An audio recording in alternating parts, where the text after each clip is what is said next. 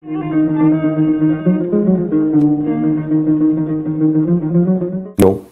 pas du tout.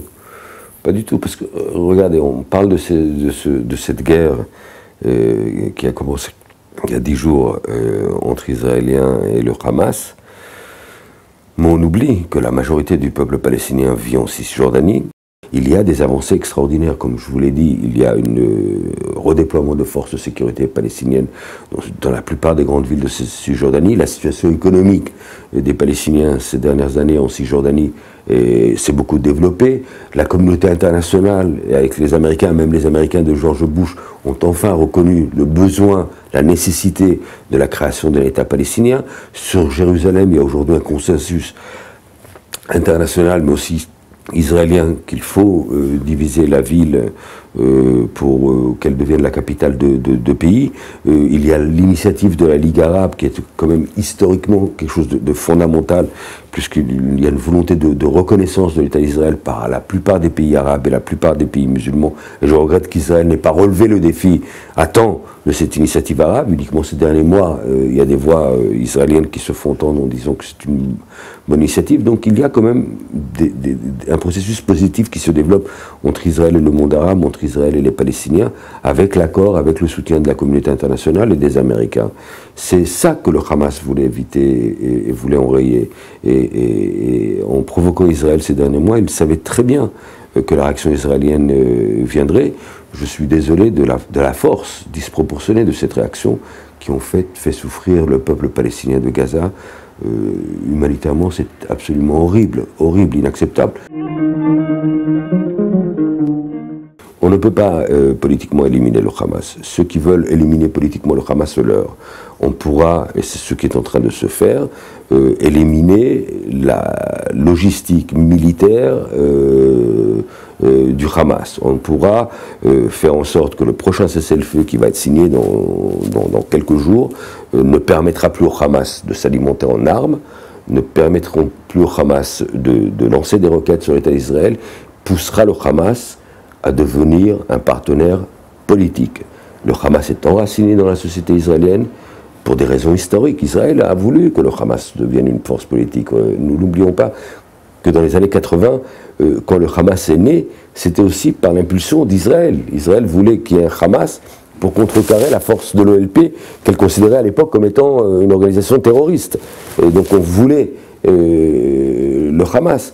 Et ce Hamas est enraciné pour des raisons diverses qu'on ne va pas analyser maintenant dans la population palestinienne. C'est une force politique réelle qui a gagné les dernières élections, démocratiquement les dernières élections législatives palestiniennes. Il faut qu'il soit une force politique raisonnable, même si elle n'est pas d'accord, et c'est tout à fait légitime avec Israël, même si elle n'est pas d'accord, et c'est tout à fait légitime avec le Fatah et Abou Mazen, mais ils ne peuvent être qu'une force politique. En tant que force politique, Israël ne pourra pas les éliminer. En tant que force terroriste, je pense qu'ils sont en train de se faire complètement laminer.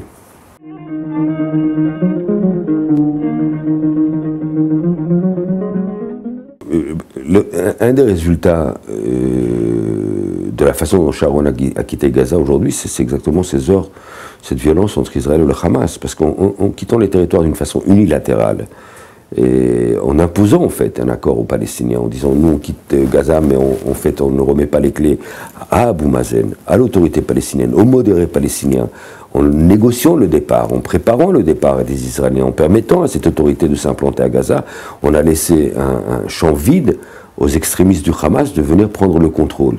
Un contrôle qui est basé sur une déception des Palestiniens, de l'autorité palestinienne et du Fatah qui était considéré corrompu, le désarroi, la pauvreté, l'ignorance, l'humiliation, et depuis trop longtemps des Palestiniens de Gaza, on a permis justement sur ces bases-là au Hamas de prendre le pouvoir. Alors que le départ de Gaza, comme le départ futur des Israéliens des territoires occupés en Cisjordanie, doit se faire négocier, et doit être préparé avec les interlocuteurs palestiniens.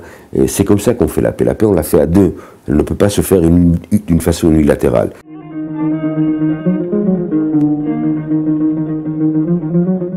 Bibi Netanyahou, qui avait un langage en 96 aussi belliqueux, radical, contre les Arabes, contre les Palestiniens, arrive au pouvoir, et le lendemain, Mais le lendemain de son arrivée au pouvoir, il envoie son ministre des Affaires étrangères rencontrer Yasser Arafat à la frontière de Gaza, David Levy à l'époque. C'est lui, le premier, le seul jusqu'à aujourd'hui, qui retire des colons de Cisjordanie, de Hebron. C'est Bibi Netanyahou qui le fait. Il a rencontré Arafat à plusieurs reprises. Donc cet ennemi juré d'Israël qui était Arafat pour la droite israélienne est reconnu par Netanyahou. C'est le même processus qui est arrivé à Sharon. Sharon, le faucon, l'extrémiste, l'extrême droite israélienne était personnalisée par lui-même, trouve en Abou Mazen son partenaire. Et donc il va de l'avant avec Abou Mazen. Et Ehud Olmert, qui a été le maire de Jérusalem, et qui vient de l'extrême droite israélienne, qui a parlé de ne jamais diviser Jérusalem. Et celui qui aujourd'hui parle de la division de Jérusalem, parle d'un retour de 150 000 réfugiés palestiniens dans l'État d'Israël sur 15 ou 20 ans, parle de 94-96% de restitution de territoire palestinien, de Palestiniens occupés par Israël au futur État palestinien.